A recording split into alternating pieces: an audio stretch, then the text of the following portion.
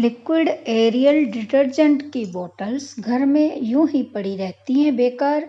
कबाड़ी वाले को इसको देने की ज़रूरत नहीं है। ये जो बोतल है इससे बहुत ही सुंदर प्लांटर्स बन जाते हैं। फ्री में आप गार्डनिंग कर सकते हो। तो आपके पास कोई भी बोतल हो तो आप इस तरह का प्लांटर बना सकते हो जो मैं बताने वाली हूँ।